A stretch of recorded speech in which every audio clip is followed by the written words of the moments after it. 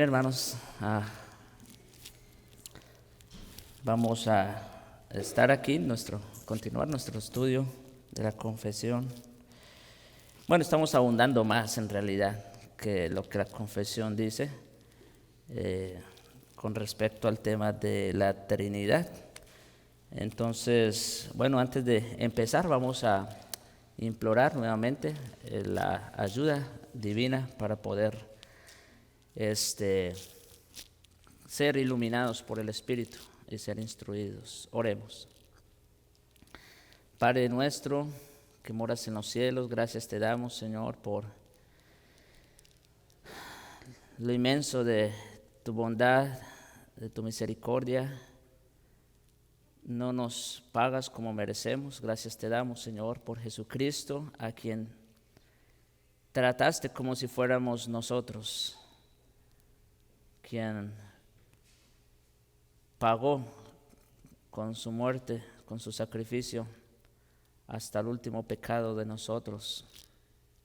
Señor, es incomprensible toda esa gran obra, pero te alabamos y te damos gracias por ello. Te damos gracias por tu Espíritu Santo también, que ha venido a morar en nosotros y por medio del cual tú reinas en nosotros. Te rogamos, Señor, ayúdanos a someternos cada vez más aún nuestros cuerpos al señorío de Jesucristo. Te damos gracias por este día en que nos traes a recibir, Señor, tu palabra. Señor, abre nuestros corazones, despierta nuestro apetito por ella, te lo rogamos. Sé con nosotros en esta hora, ilumina nuestras mentes, nuestros corazones al entendimiento y a la asimilación de tu palabra. Y sé con el expositor, ayúdalo en medio de sus faltas, de sus errores, capacítalo para que pueda ser instrumento en tus manos. Te lo rogamos, oh Dios, en Jesucristo. Amén.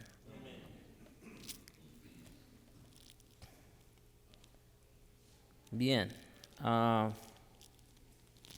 Entonces estamos, como les digo, estamos en el tema de la Santa Trinidad y específicamente estamos en el punto de que el Hijo, la persona del Hijo, posee la completa esencia divina, ¿sí? O sea, esto es importante porque bueno, ya ustedes saben los diferentes errores o herejías que surgen en torno a este tema de la Trinidad, pero una de las principales herejías consiste en eso, en presentar al Hijo no como Dios, no como igual a Dios, no de la misma esencia, no de la misma naturaleza de Dios, sino inferior a Él, ¿no? Hay quienes lo ven simplemente como un gran profeta, el caso de los testigos de Jehová, ¿no? O incluso en el caso de los judíos también. Ellos pues todavía esperan el Mesías, ¿no es cierto? Ellos ven o creen de Jesucristo que sí, que fue un gran profeta enviado por Dios, lo respetan, lo admiran, pero hasta ahí. No lo toman como lo que es, ¿verdad? Y quiero, de hecho, iniciar, hermanos, antes de continuar con nuestro estudio, quiero que vayamos un momento a Juan capítulo 14.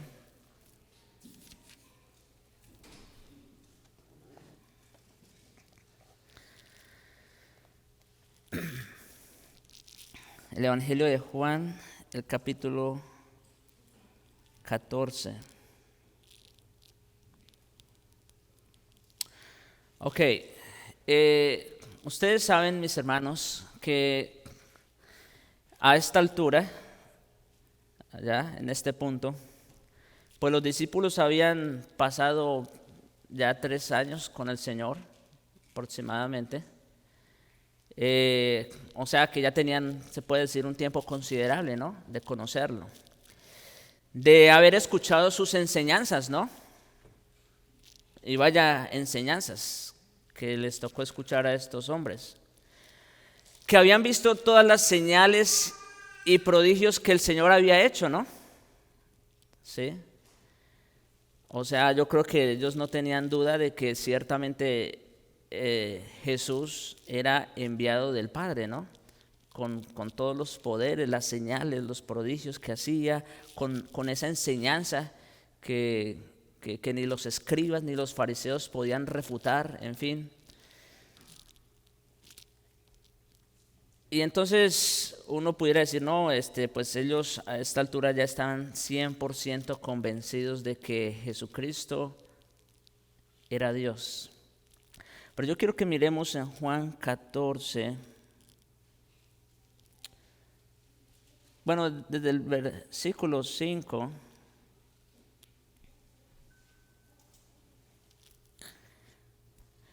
Bueno, empecemos en el 1 para que estemos bien contextualizados. Dice, no se turbe vuestro corazón. ¿Creéis en Dios? Creed también en mí. Eso es una afirmación clara. ¿Creéis en Dios? Creed también en mí. En la casa de mi Padre muchas moradas hay.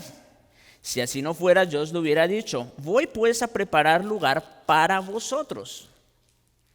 Esas palabras son muy claras. Está diciendo que él ¿para dónde iba? Para la casa de Dios, ¿no? Para la casa de su Padre. ¿Y qué iba a hacer allá? Iba a preparar morada, ¿para quiénes? Para sus discípulos, ¿no? Y claro, para los creyentes, en otras palabras, para todos los creyentes. Y si me fuere, os prepararé lugar, vendré otra vez y os tomaré a mí mismo para que donde yo estoy, vosotros también estéis. Aquí agrega algo más. ¿Qué está prometiendo el Señor aquí?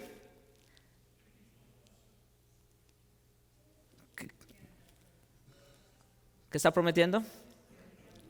Que Él no solo estaba preparando morada para nosotros, sino que donde Él va a estar, también nosotros vamos a estar con Él. Y eso pues es una tremenda noticia, ¿no es cierto? Una gran noticia, la mejor de todas. Para que donde yo estoy, vosotros también estéis. El Señor acaba de decir esas palabras, mis hermanos. Estas palabras son muy consoladoras. Y sabéis a dónde voy y sabéis el camino. Versículo 5. O sea, noten. El Señor les dice estas palabras tan consoladoras, tan fortalecedoras, y les dice, y ustedes ya saben el camino. O sea, pareciera que los discípulos ya estaban claros entonces cómo era que ellos iban a llegar a la presencia del Señor, ¿no? Que ya iban a estar con el Señor para siempre, donde Él iba a preparar las moradas. Parece que ellos ya estaban bien. O sea, ya conocían el camino, como dice el Señor aquí. Luego le dijo Tomás, Señor, no sabemos a dónde vas. ¿Cómo pues podemos saber el camino? Interesante pregunta, ¿no les parece? Porque el Señor les acaba de decir, miren, yo voy a la casa de mi Padre, voy a preparar lugar, casa para ustedes, para que donde yo estoy, ustedes estén conmigo. Y eso parece claro, parece que no necesita mayor explicación. Y agrega, y ustedes ya saben el camino. Pero ¿qué le dice Tomás? ¿Con qué detalle le sale Tomás? Señor, no sabemos a dónde vas y no sabemos el camino. ¿Cómo ven? ¿Por qué creen ustedes que Tomás salió con ese apunte? Eso es interesante. Pero no solo eso. Luego sigue el versículo 6. Jesús le dijo, o sea, respondiéndole a Tomás, yo soy el camino. ¿No saben cuál es el camino? Yo soy el camino y la verdad y la vida. Nadie viene al Padre, en otras palabras, nadie va a ir a la casa, a morar a la casa de Dios, donde yo voy a estar, nadie va a ir a Él sino por mí, porque yo soy el camino. Esa es la respuesta del Señor a la pregunta de Tomás. Y agrega, si me conocieseis a mí, si me conocieseis, también a mi Padre conoceríais. Y desde ahora le conocéis y le habéis visto. Entonces el Señor está agregando algo más. Está diciendo, si ustedes me conocen a mí, ¿a quién más conocen? Al Padre, ¿no es cierto? Otra vez, eso parece estar claro. Versículo 8. Felipe le dijo, Señor, muéstranos al Padre y nos basta.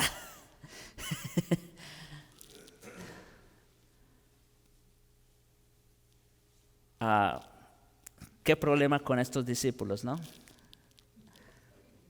¿Sí? ¿Faltos de entendimiento? Probablemente. Pero saben, mis hermanos, por eso les dije hace un momento, estos hombres habían estado con el Señor durante 3 años, expuestos a la enseñanza más sublime que ningún hombre pudiera haber sido expuesto, expuestos a las más grandes señales y prodigios que jamás se habían visto, al punto de levantar muertos, entre muchas otras cosas, calmar tempestades, en fin. Y sin embargo, mis hermanos, sin embargo, ellos todavía tenían dudas en cuanto a quién era realmente Jesucristo. Ese es el punto. Ellos, a pesar de todo lo que habían visto y escuchado del Señor de primera mano, a pesar de haber estado con el Señor Jesucristo todo este tiempo, de haber entrado y salido y de haber compartido con Él, o sea, imagínense ustedes, mis hermanos, es que, o sea, tratemos de proyectarnos en el escenario. El Señor Jesucristo no era que, por ejemplo, reunía a los 12 un día, el primer día de la semana o el séptimo, lo que fuera, y hasta el otro sábado los volvía a ver. No. Él estaba siempre con ellos. Claro, a veces se apartaba, ustedes saben, pero solo cuando Él iba a hablar con su Padre, ¿no es cierto? Solo en esos momentos se apartaba. Pero de ahí Él estaba prácticamente 24/7 con los discípulos. O sea que podían conocerlo de primera mano, ¿no es cierto? Y sin embargo vemos aquí, tanto en la pregunta de Tomás como en la pregunta de Felipe, que había un desconocimiento acerca de quién era realmente Jesucristo. Por eso Jesús le responde, versículo 9, ¿tanto tiempo hace que estoy con vosotros y no me has conocido, Felipe? El que me ha visto a mí, ha visto al Padre. ¿Cómo pues dices tú, muéstranos al Padre? Sí, mis hermanos, en otras palabras, los discípulos del Señor Jesucristo aún tenían dudas con respecto a quién era el Señor Jesucristo. Ellos, no sé. Bueno, solamente hubo una vez antes de la resurrección de Jesucristo donde el apóstol Pedro pudo responder correctamente. Ustedes recuerdan aquella ocasión cuando el Señor les pregunta a sus discípulos, fíjense, otra vez, ¿quién dicen los hombres que soy yo? ¿Recuerdan? Y ellos dicen, no, pues que eres Elías, que Jeremías o alguno de los profetas. Mis hermanos, esa es la percepción que la gran mayoría de las personas, e incluso, hay que decir, dentro del cristianismo, creen acerca de Cristo. Por eso estoy haciendo un énfasis en esto.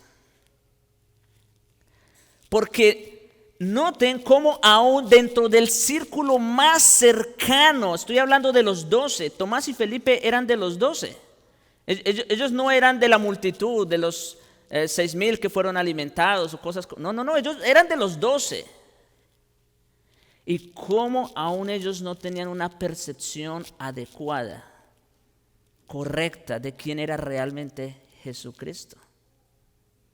Esto es muy importante, mis hermanos. Esto es sumamente importante.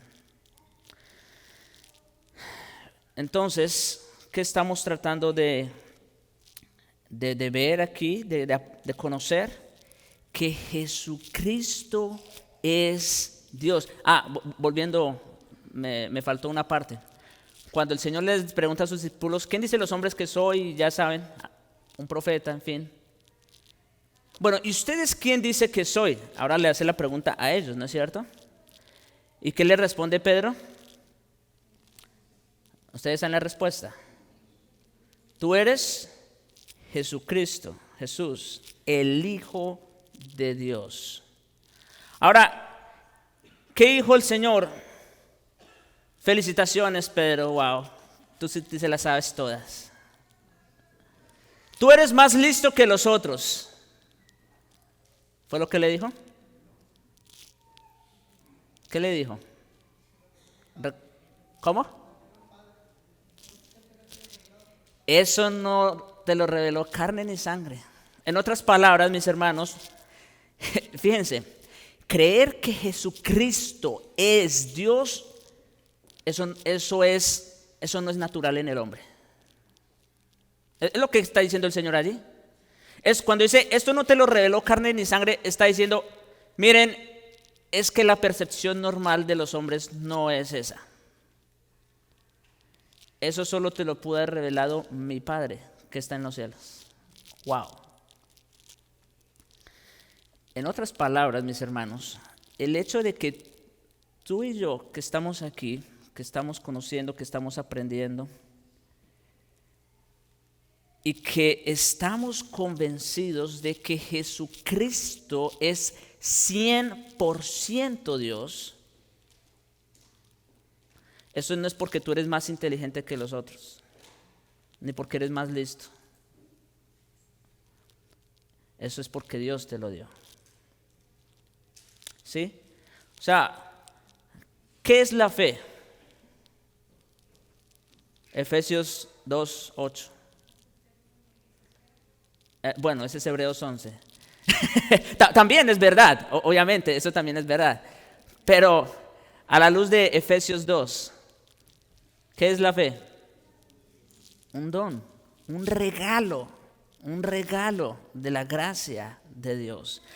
En otras palabras, la razón por la que usted y yo creemos que Jesucristo es 100% Dios, que corresponde a la misma esencia, a la misma naturaleza del Padre, es por causa de la fe que Dios nos ha dado. Más nada. Es por causa de la fe que Dios nos ha dado. Y claro, obviamente todo esto es también obra del Espíritu, ¿no? De hecho, mis hermanos, se cree, se asume que los discípulos realmente vinieron a creer que Jesucristo era Dios completamente y a creer en Él, en su obra, no fue sino hasta después de la resurrección. Fue hasta después de la resurrección. Entonces, ok, quise empezar con este apunte, mis hermanos, para que nosotros, por un lado, veamos la importancia del tema que estamos estudiando. O sea, no es algo que está de más, no, es que realmente es un problema con el que la mente natural batalla, que no es natural como acabamos de ver, ¿no es cierto? Y que al final, si nosotros podemos ver o entender algo de esto que estamos aquí aprendiendo, no es por causa de nosotros, es por causa de Él. Él es el que abre nuestro entendimiento a su palabra y a una comprensión mejor acerca de su persona. Ok, todavía no empiezo. Sí, iba a decir algo.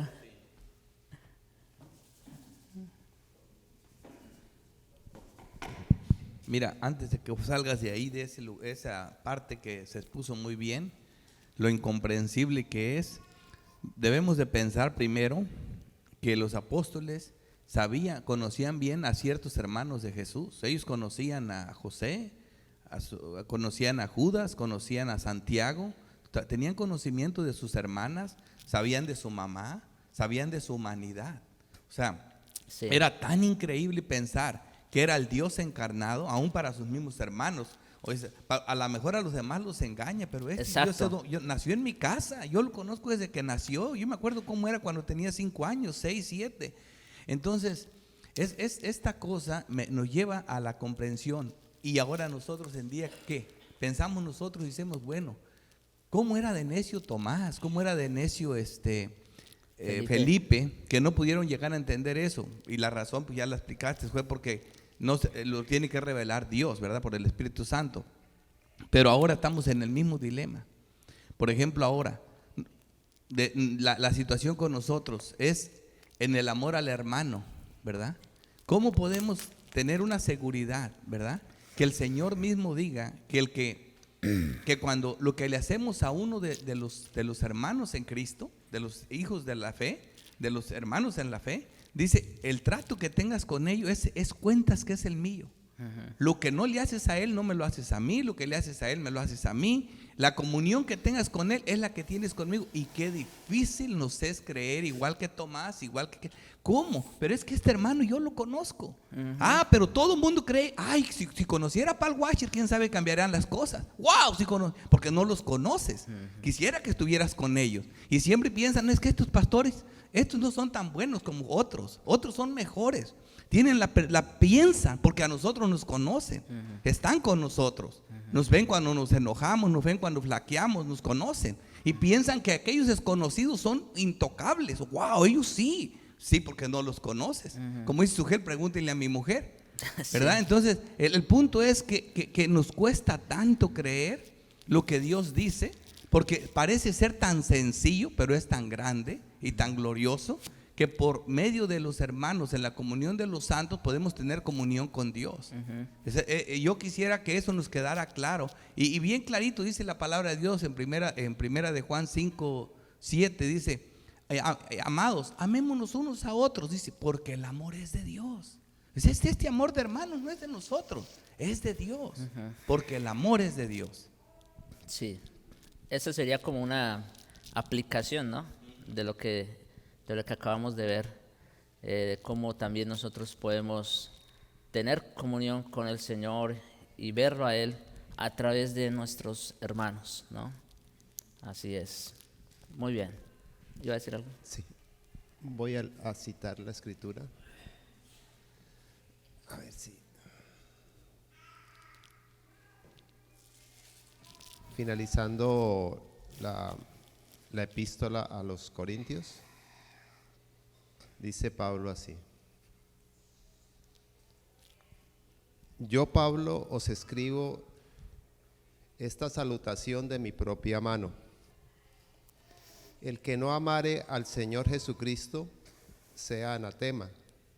El Señor viene.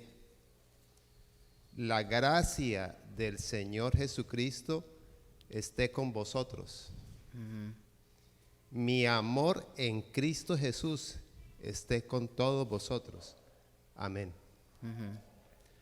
El contenido que hay aquí es que solamente por la gracia de Cristo podemos ver en nosotros a Cristo mismo en medio de nosotros y tener comunión. Así es. Una dependencia total. El que no amare al Señor Jesucristo sea anatema. Nuestras mejores oraciones es decirle al Señor, dame de tu amor, enséñame a amarte. Y la gracia del Señor Jesucristo esté con vosotros. Es indispensable que Él nos dé de su gracia para amarnos. Y mi amor en Cristo Jesús esté con vosotros. Así o sea, es. en Cristo podemos amar a nuestro hermano. Solamente. Y algo más, ahora que mencionaste ese texto, también me hizo acordar de 1 Corintios 2:14, donde dice que la mente natural no percibe las cosas que son del Espíritu, ¿recuerdan? Por eso les decía, llegar a una comprensión, y no solo una comprensión, sino una convicción, ese término es más fuerte, más enérgico, a una convicción de que Jesucristo es realmente Dios.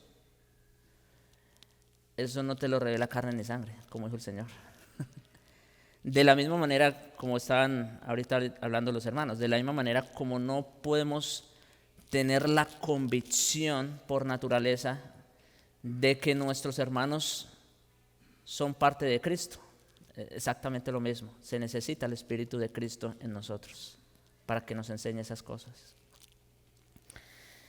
Bien, hermanos, vamos a ver si podemos terminar esta sección el día de hoy. Entonces, hasta aquí, ¿recuerdan que hemos dicho acerca del Hijo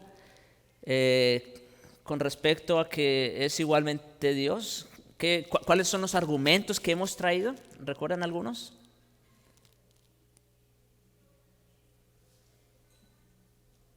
Si alguien nos pregunta, ok, bíblicamente, ¿qué argumento tú puedes darme de que Jesucristo es Dios? ¿Qué podemos decirle?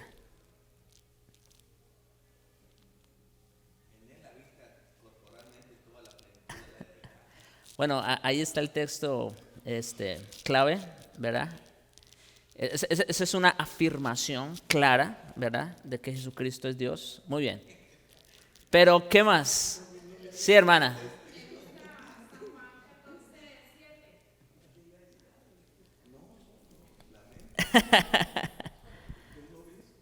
Dice San Juan 14:7, si me conocéis, también a mi Padre conoceráis, y desde ahora le conocéis y le habéis visto. Ok. Y hermano, volviendo al tema de que Jesús y Dios son uno también, en el tema con Tomás, por ejemplo, hay muchas sectas que quieren sacar a Jesús o quieren sacar a Dios. Yo no sé, es tan bien explicado, donde Jesús le dijo a lo que le dijo a Tomás. Jesús le dijo, yo soy el camino y la verdad y la vida. Nadie viene al Padre sino por mí. Correcto. Gracias. Sí, es como decíamos, lamentablemente algunas sectas posicionan a Jesucristo en un nivel inferior al Padre. Sí. Pero estos textos, como está diciendo, acaban con esa posición, definitivamente. Muy bien, hermanos. Rápidamente entonces, ¿qué hemos visto o qué hemos dicho acerca del Hijo de Dios con respecto a que sea igual al Padre? Acuérdense, mis hermanos, los nombres de Dios se adjudican a Jesucristo. Ese es un argumento bíblico. Los nombres de Dios se adjudican a la persona de Jesucristo. Ahí tenemos algunos ejemplos, ya no vamos a verlos porque pues ya los vimos, ¿no? Pero ¿qué más? ¿Qué otro argumento? Los atributos de Dios. Los atributos de Dios se adjudican a Jesucristo. Aquí, por ejemplo, ¿qué atributo tenemos? La eternidad, exactamente. Aquí,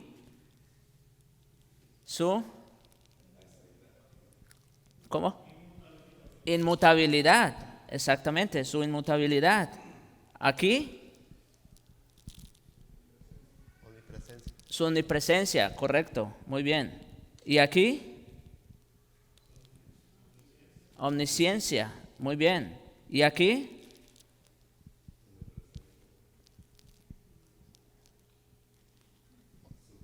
su poder, su omnipotencia, muy bien. Y aquí, bueno, otro argumento. Las obras de Dios se adjudican a Cristo. Entonces, hemos visto los nombres de Dios, los atributos de Dios y las obras de Dios se adjudican a Jesucristo. En particular, aquí, ¿qué obra se le adjudica? La creación. La creación. ¿Y aquí? ¿Se acuerdan el término que vimos la última vez que les enseñaba? Su providencia. Muy bien. ¿Y aquí?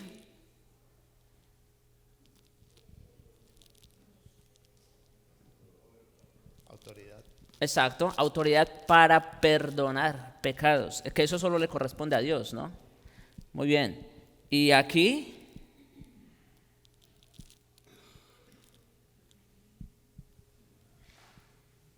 Dador de vida eterna. Dar vida eterna. Muy bien, Juan. ¿Y aquí? Enviar al Espíritu. Eso era algo que solo le corresponde. Eso es algo que solo le corresponde a Dios. Sin embargo, vemos que aquí Jesucristo también dice, yo lo enviaré.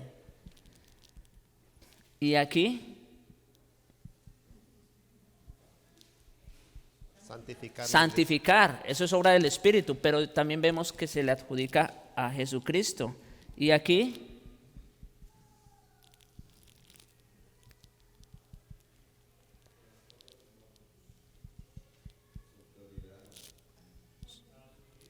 Su propia resurrección, ¿verdad?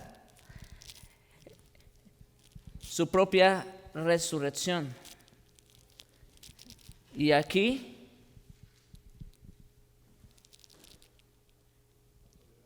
autoridad para juzgar.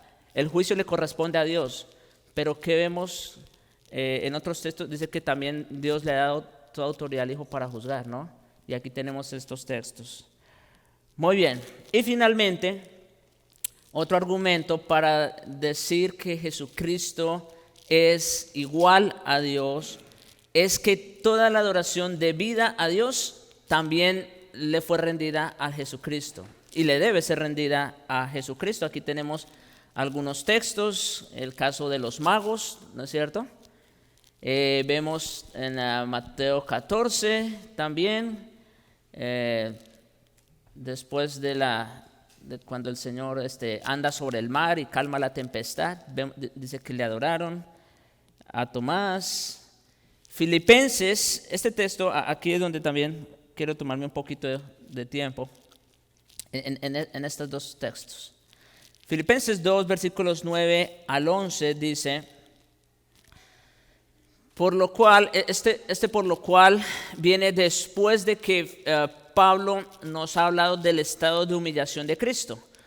O sea, cuando nos dice que haya pues en vosotros este sentir que hubo en Cristo Jesús, el cual siendo en forma de Dios, no estimó el ser igual a Dios como cosa a que aferrarse, sino que se despojó a sí mismo, tomando forma de hombre y hecho semejante a los hombres, se humilló a sí mismo hasta la muerte y muerte de cruz.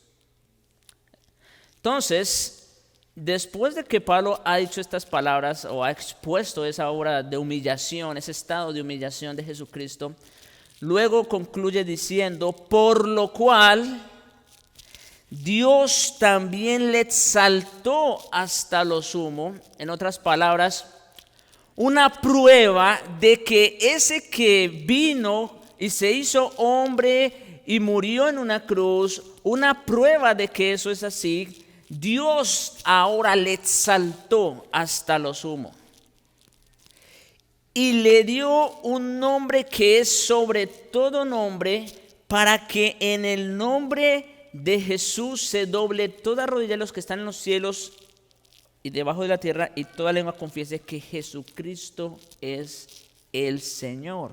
En otras palabras, todo este plan maravilloso de redención, toda esta obra, este sacrificio de Jesucristo trae como conclusión, ¿qué cosa? Adoración. Y vemos que Dios lo hizo intencionalmente con ese propósito, a la luz de este texto. ¿Sí se dan cuenta?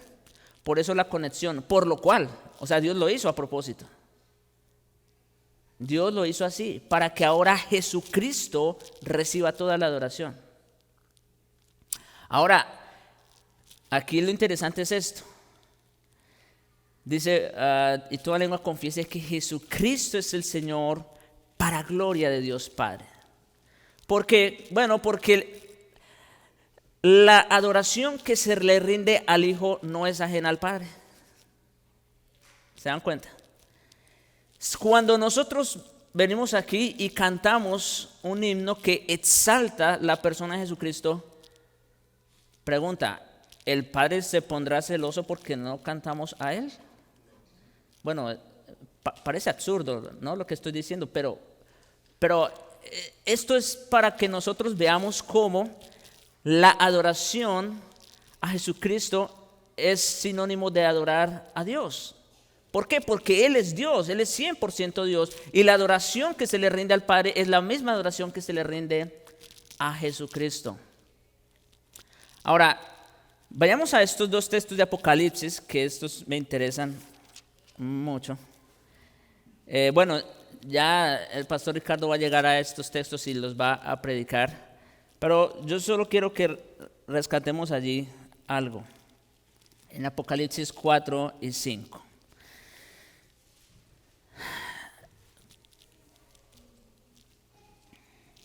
En ambos textos, tanto en el 4 como en el 5, vemos adoración. Ambos textos son de adoración.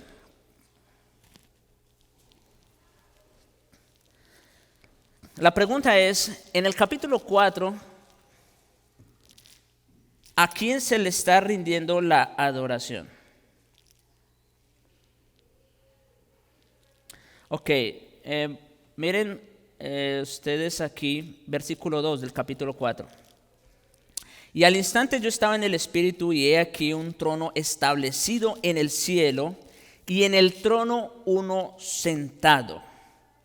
Y el aspecto del que estaba sentado era semejante a la piedra de jaspe de cornalina que había alrededor del trono, y había alrededor del trono un arco iris semejante en aspecto a la esmeralda. Y luego entonces a partir de ahí empieza una descripción, ¿no? de los 24 tronos y los 24 ancianos, y del trono salían relámpagos, truenos, y delante del trono dice que había un mar semejante a un vidrio de cristal, y los 4 seres vivientes alrededor del trono. Y luego en el versículo 8 vemos la adoración. Y los 4 seres vivientes tenían cada uno 6 alas y alrededor, y por dentro estaban llenos de ojos, y no cesaban día y de noche decir: Santo, Santo es el Señor Dios Todopoderoso, el que es, el que era y el que ha de venir. Pregunta: ¿esta adoración a quién se le está rindiendo? A Dios. ¿Quién está sentado en el trono ahí? ¿Quién? No. El Padre. Ahorita vamos a ver la diferencia. Esto es muy importante. Quien estaba sentado en el trono ahí es Dios el Padre. Capítulo 5. Y vi en la mano derecha del que estaba en el trono, o sea, olvídense, ya saben que esto de capítulos y subtítulos solamente es una añadidura, ¿no? Pero si ustedes siguen leyendo la narración es la misma, está todo conectado. Vi en la mano derecha del que estaba sentado en el trono un libro escrito por dentro y por fuera, sellado con 7 sellos. Noten, el que estaba sentado en el trono tenía un rollo, ¿no es cierto? Y vi un ángel fuerte que pregonaba a gran voz: ¿quién es digno de abrir el libro y desatar sus sellos? Y ninguno, ni en el cielo, ni en la tierra, ni debajo de la tierra, podía abrir el libro ni aún mirarlo. Y lloraba yo mucho, bueno, dice Juan. Y versículo 5, y uno de los ancianos me dijo: no llores. Y aquí viene la clave para entender.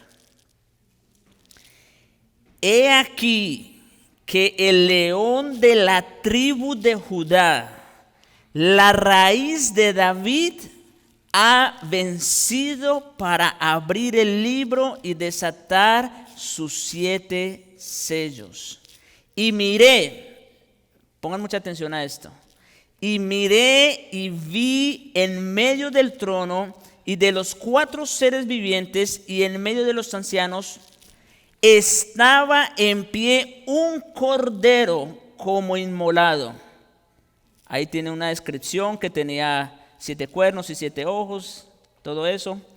Y vino y tomó el libro, escuchen, de la mano derecha del que estaba sentado en el trono.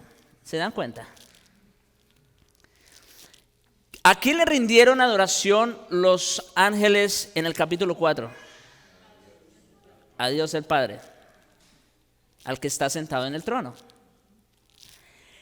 Pero ahora vemos aquí otro personaje en escena. ¿Quién es?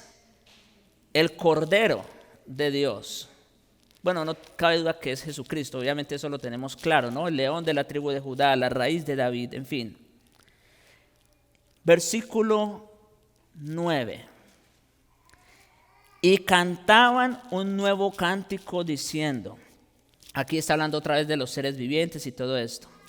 Digno eres de tomar el libro y de abrir sus sellos, porque tú fuiste inmolado. Pregunta, ¿quién fue inmolado? No fue el Padre, ¿verdad? Fue Cristo. Porque tú fuiste inmolado y con tu sangre nos has redimido para Dios de todo linaje, lengua, pueblo y nación. Y ahí sigue la adoración. Entonces, quise traer estos textos para que ustedes vean esto. En el capítulo 4 se le rinde adoración al que está en el trono, a Dios el Padre. En el capítulo 5, el Cordero que toma el rollo de la mano derecha del que estaba en el trono, a él se le rinde la misma adoración que se le rindió al que estaba en el trono. ¿Sí se dan cuenta? Eso es lo que quería que ustedes vieran, mis hermanos, el paralelo, esta comparación. Los ángeles rinden adoración igual tanto al que está en el trono como al Cordero que fue inmolado. ¿Sí? Esto, mis hermanos, esta es una evidencia sumamente clara de que Jesucristo es igualmente Dios que el Padre. Posee la misma esencia, la misma naturaleza, los mismos atributos, todo. E incluso la adoración que solo se le rinde a Dios, como vimos en el 4, se le rinde también a Jesucristo en el capítulo 5. Esto es una evidencia muy clara, ¿no les parece?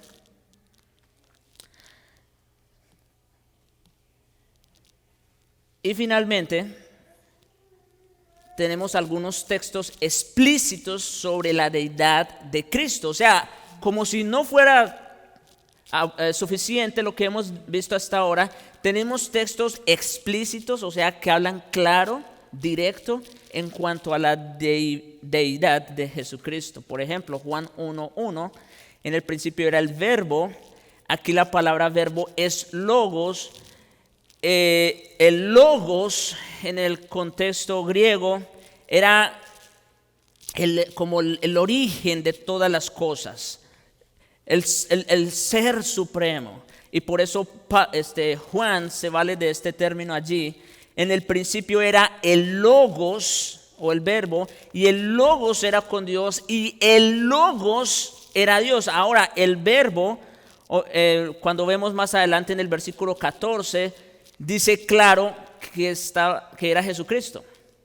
Entonces, a partir de eso, ¿qué podemos concluir o qué podemos ver claro allí? Que Jesucristo, el logos, el origen de todo, es Dios. Jesucristo es Dios. Él sigue siendo Cristo, siendo Dios, es el origen de todas las cosas.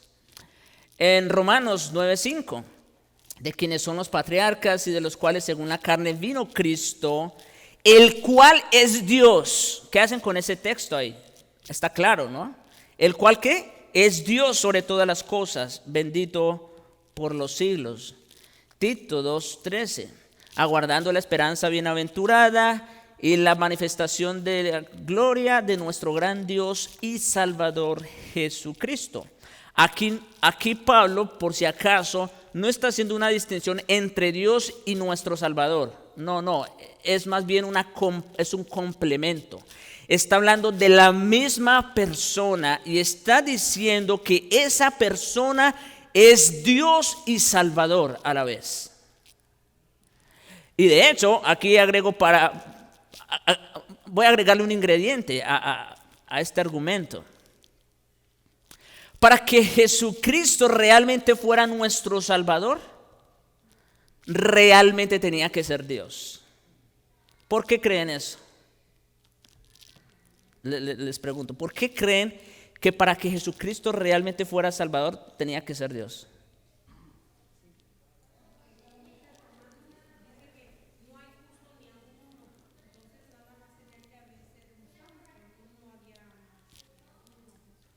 Exacto. Eso por un lado. Ningún hombre podía cumplir las demandas de la ley.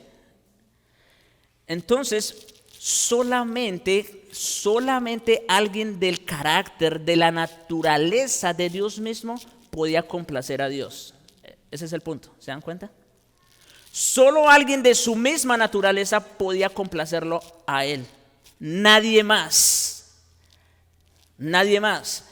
Hay un texto, no recuerdo ahora exactamente en dónde, en Isaías, Ezequiel, no estoy muy seguro, donde habla acerca de que, por ejemplo, que si acaso, por su justicia se hubiera salvado Noé, o Elías, o Jeremías, no me acuerdo, ahí menciona algunos nombres, Daniel, creo. Pero claro, obviamente no está diciendo que ellos fueron salvos por sí mismos, ¿no? Es solo como otra vez, un tipo de comparación. ¿Por qué? Porque nadie podía cumplir a perfección las demandas justas que exigían o que requiere el carácter santo de Dios. Solamente Dios podía hacerlo. Por eso Cristo es nuestro gran Dios y Salvador. Y en Hebreos 1:8, pero del Hijo dice, Dios Padre dice del Hijo: tu trono, oh Dios, es por los siglos de los siglos, cetro de equidad es el cetro de tu reino. En otras palabras, tenemos un testimonio de Dios mismo diciendo que el Hijo es igualmente Dios. Ok, hermanos. Entonces, hasta aquí, ya para concluir esta sección, las Escrituras enseñan claramente que el Hijo es Dios y ahí tenemos los argumentos. Sus nombres se adjudican a Él, sus atributos también, las obras de Dios, la adoración que le pertenece a Dios, y la Biblia lo afirma explícitamente. Hasta aquí, no sé si tienen alguna pregunta, algún comentario. Sí, hermano. Allá.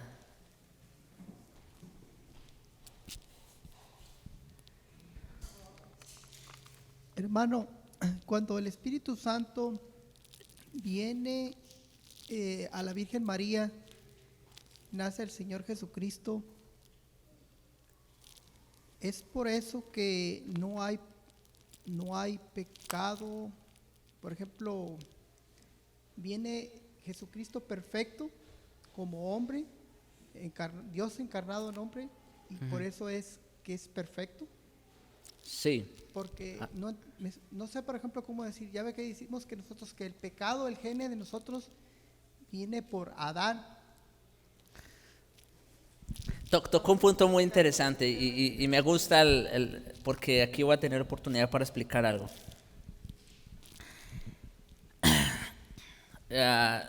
Bueno, la encarnación de Jesucristo sigue siendo igualmente un misterio, ¿no? Dios, hombre, 100%, las dos naturalezas, incomprensible. Pero sí, como dice el hermano,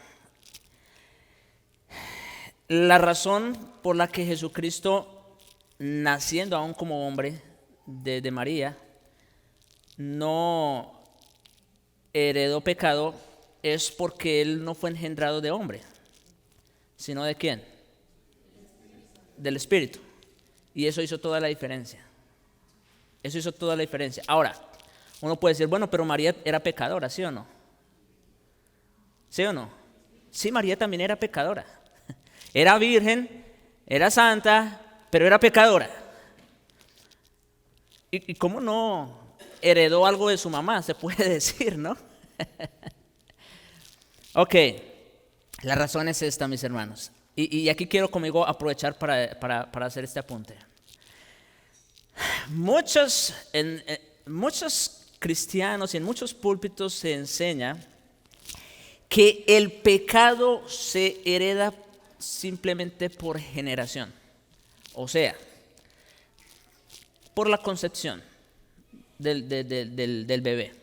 En el momento entonces que se concibe por generación natural, se hereda el pecado. Bien, mis hermanos, si nosotros vamos a Romanos capítulo 5, ustedes pueden ver también escuchar el sermón, están en la página o en el canal. Pero si nosotros vamos a Romanos capítulo 5, vemos que no es así, precisamente.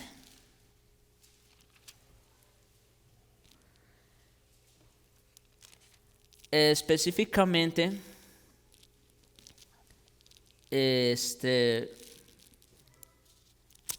a ver, voy a leer el 12 y ya. Dice, por tanto, como el pecado entró en el mundo por un hombre, escuchen esto, ¿qué dice aquí? El pecado entró en el mundo por un hombre y por el pecado la muerte, así la muerte pasó a todos los hombres por cuanto todos pecaron. La pregunta aquí es, bueno, ¿y cómo pasó el pecado a todos los hombres? ¿No es cierto? Esa es la pregunta que tenemos que responder. ¿Pasó por generación natural?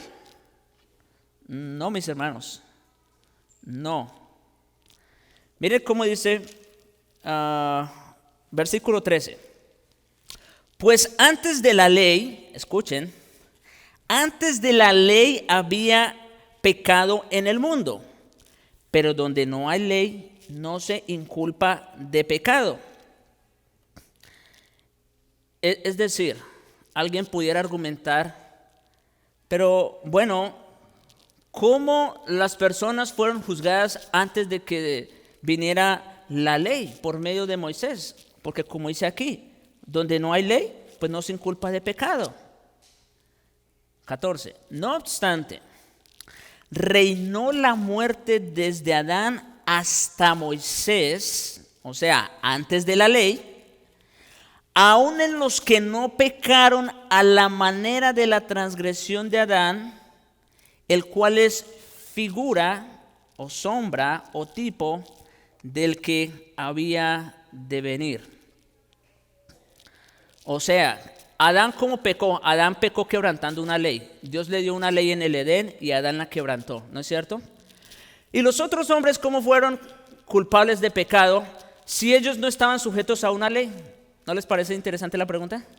Esto es sumamente importante. Bueno, mis hermanos, la razón por la que esas personas fueron culpables de pecado, aunque todavía no tenían una ley explícita a la cual debían estar sujetos, porque todavía no había venido Moisés, es porque el pecado de Adán, sí, ese primer pecado, esa primera transgresión, les fue imputada a ellos. Entonces, aquí viene un término muy importante, la imputación. Eso quiere decir que todos los hombres, a partir de Adán, nacemos en pecado, pero no por generación natural, precisamente, sino por imputación legal, que es diferente. ¿Me explico? Cuando Dios entró en pacto con Adán en el Edén, y ya ustedes saben, de todos los árboles puedes comer menos de este, porque el día que del comas ciertamente morirás. Cuando Dios entró en pacto con Adán, Adán estaba allí como nuestro representante. ¿Sí? Adán estaba allí en el lugar suyo y de todos nosotros y de toda la raza humana. De tal manera que la decisión que Adán tomara en ese momento nos iba a afectar a todos los hombres. No nos gusta eso, ¿verdad? ¿Por qué no pusieron a alguien mejor que Adán? Bien, mis hermanos, honestamente yo creo que Adán fue nuestro mejor representante en el peor de los casos. Lo que quiero decir es, ¿por qué? Porque fue hecho por Dios directamente. Él ni siquiera fue engendrado. ¿Acaso podía haber algo más perfecto que lo que Dios hizo? No, Adán fue nuestro mejor representante en ese sentido. Ahora, aunque no nos guste mucho la idea de que Adán fuera nuestro representante y de que él haya fracasado y por lo tanto todos nosotros también caímos en él. Miren lo que sigue, versículo 15. Pero el don, aquí viene a establecer una diferencia. El don no fue como la transgresión. ¿La transgresión de quién? De Adán.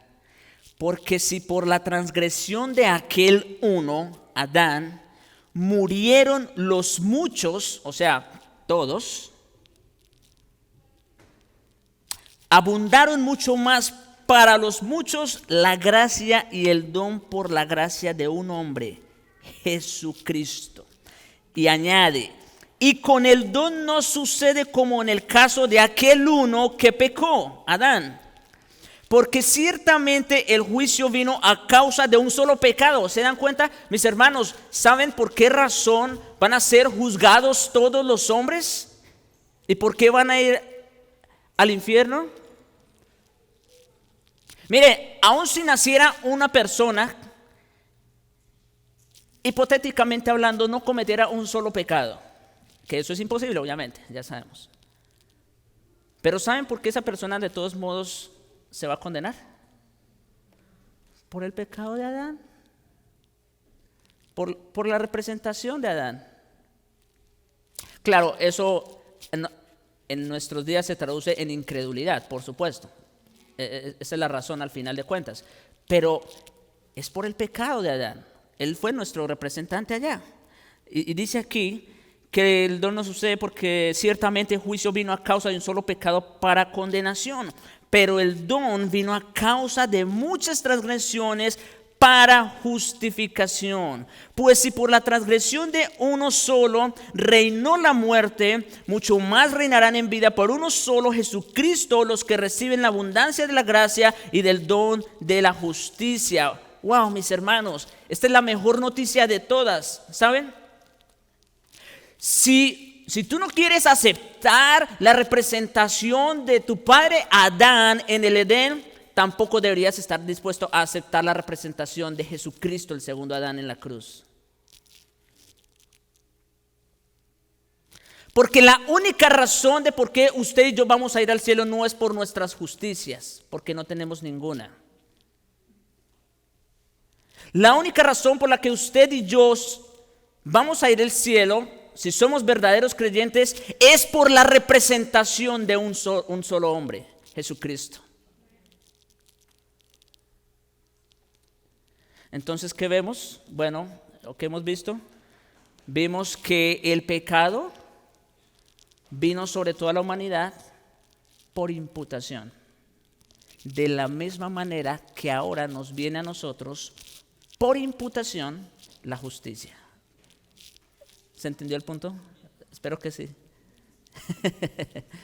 Bien, mis hermanos, el tiempo se nos fue.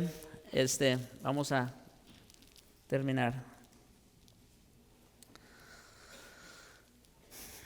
Padre nuestro, gracias te damos por tu bendita palabra. Gracias te damos, Señor, por tu Espíritu Santo que quita el velo de nuestra mente, de nuestro entendimiento, para poder entenderla, y aparte de eso nos da la fe para creerla. Oh Señor, te rogamos entonces que por tu Espíritu podamos no solo entender, sino aplicar estas palabras a nuestras vidas. Te suplicamos, Señor, sé con nosotros, ayúdanos, bendícenos en este resto de día, que podamos pasar un buen tiempo juntos adorándote. Te lo rogamos en Jesucristo. Amén.